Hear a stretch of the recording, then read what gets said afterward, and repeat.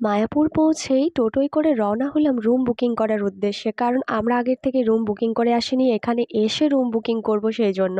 কিন্তু কোথাও তো রুম বুকিং পেলাম তো না। চারিদিকটা ফেস্টিভ্যালের জন্য ভবনগুলো সব ভর্তি হয়ে গেছে। তো ফাইনালি আমরা মন্দিরের সামনেই একটা রুম পেয়ে গেলাম, খুবই সুন্দর একটা রুম পেয়ে গেলাম। তো সেখানে রুমটা বুকিং করে তারপর চলে এলাম দুপুরবেলা লাঞ্চটা সেরে নিতে, সব নিরামিষ খাবার। আর তারপরেই ছাদে উঠে গেলাম এই দৃশ্যটা দেখার জন্য। এতটা অপূর্ব সুন্দর দেখতে লাগছিল ছাদ থেকে, পুরো সামনেই মন্দিরটা দেখা যাচ্ছিল। আর তারপর পুরো দৃশ্যটা দেখার পর মন তো ভরে গেল। আর তারপর আমরা আবার সবাই মিলে রেডি হলাম সন্ধ্যাবেলায় সন্ধ্যা আরতি দেখার জন্য। আর এখানে এত সুন্দরভাবে মন্দিরগুলো সাজিয়েছিল, রঙ্গোলি করেছিল। নতুন মন্দিরটা ওপেনিং হবে সেই জন্য। আর সন্ধ্যা আরতি দেখে ফেরার পথে দেখি একটা বিশাল বড় কাণ্ড। ব্যাগ হারিয়ে গেছে, ব্যাগ চুরি হয়ে গেছে।